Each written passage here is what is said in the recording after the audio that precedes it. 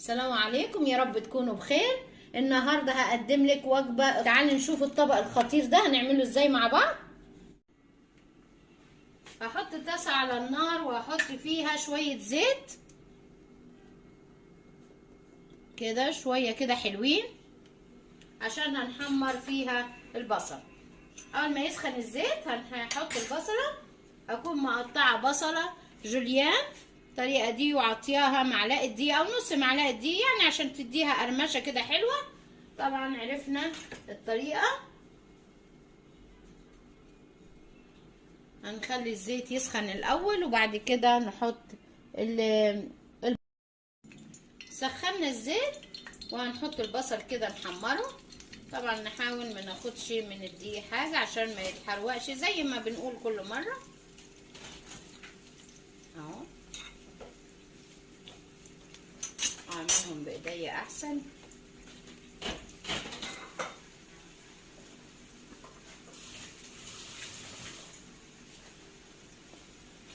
هحط رشه فلفل اسود بس عليها، مش هحط ملح كده.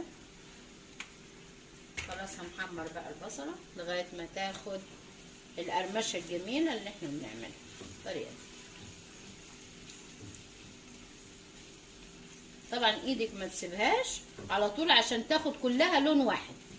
طبعا نقطعها حلقات قد بعضها وبرده بحيث تاخد لون واحد مع بعض، لون الجولد الجميل اللي احنا بنحبه كده.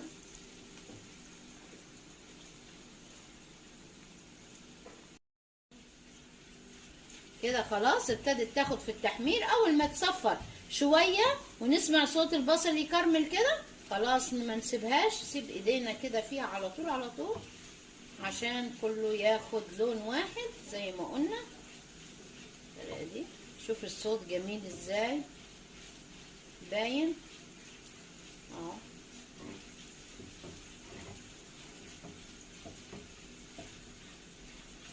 نقلب فيها كده لغايه ما ناخد اللون اللي احنا عايزينه. عايزه تنزليه في اللون ده ماشي، عايزه تخليه هديله انا كمان شويه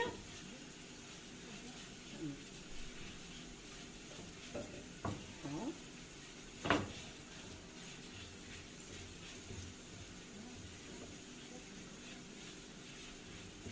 كده خلاص راح اطفي عليه العين وخلاص. ونشوف هصفي منه الزيت وهنبتدي كمان في الرز هنعمله ازاي.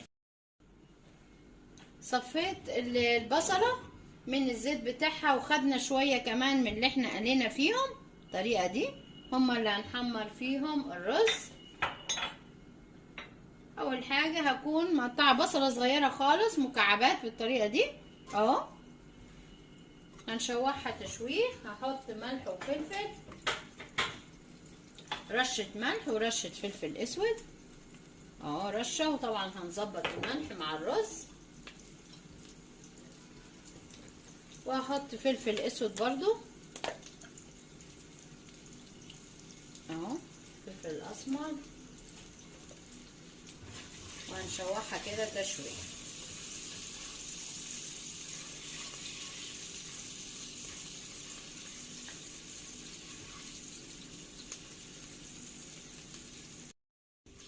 هندبل البصله بالطريقه دي.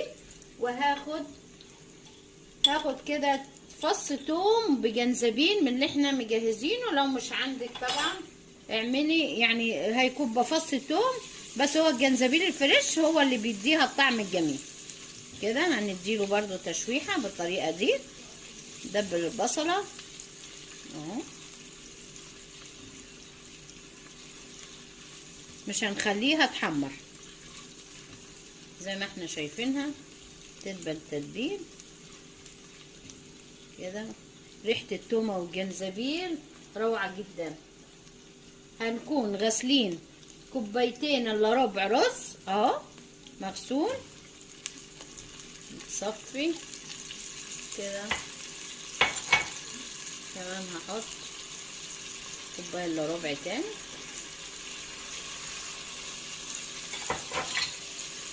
وهناخد كوبايه الا ربع عدس مغسلينه نشطفه لغايه ما الميه بتاعته تكون شفافه اهو.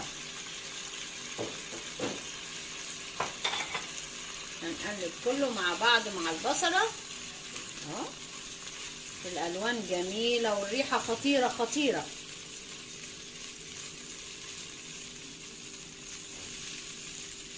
يلا كده تشجعي واعملي معايا اكلة اقتصادية وبتنفعنا لما يكون التلاجة لا عايزة تعملي لا فيها لحمة ولا فراخ ولا سمك، عايزة تعملي اكلة مغذية نشوحها تشويح. وهحط رشة ملح، هظبط الملح طبعا، وهحط برضو رشة فلفل اسود، فلفل اسمر معانا،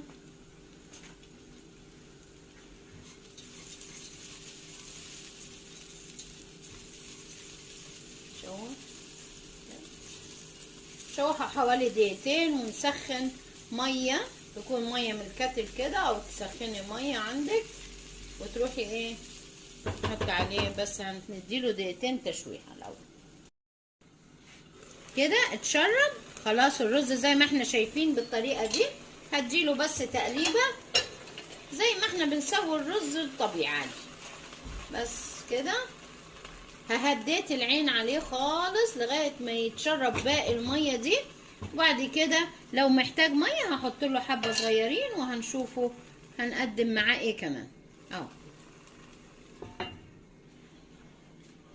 استوى الرز، وحمرنا كمان البصله في الاول خالص، واستوى الرز مع العدس كمان. سلقت بيض، طبعا عدد البيض اللي انت عايزاه بالطريقه دي اهو.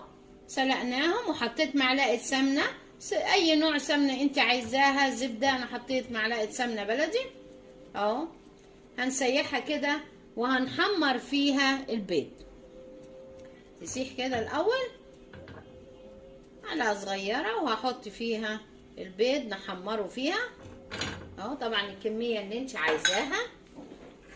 هحط عليها فلفل اسود، ملح، ونحط الاول الفلفل الاسود، فلفل اسمر عليها كده اهو. هنحمر البيض كمان، رشة ملح،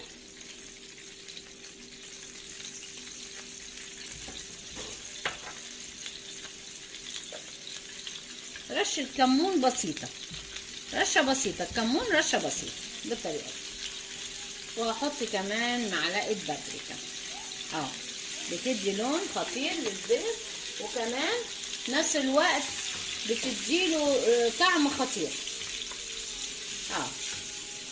هنشوحهم فيهم كده، الريحة خطيرة جدا كده. حمر البيض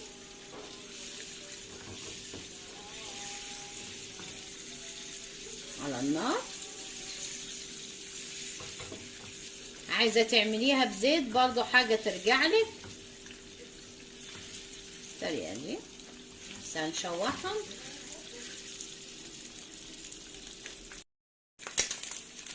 اول ما خدت اللون الجميل ده خلاص هنرفعهم من على النار.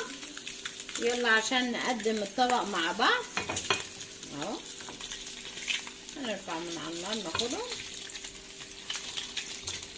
نرفعهم من السمنه. طبعا مش هنحط لا الزبده ولا السمنه، نوع الدهون يعني مش هنحطها معاها. وهنقدم الطبق مع بعض. وهحط كمان البصل المحمر كده. شوف القرمشه بتاعته جميله جدا بالطريقه دي اهو. طبعا الكميه اللي انت عايزاها كمان على الطبق بتاعنا التاني. جميل جميل، الريحه خطيره، جربيها مش هتندمي. يلا كده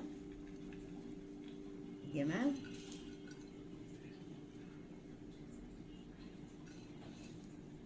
اهو. حطيناه كله بايدينا.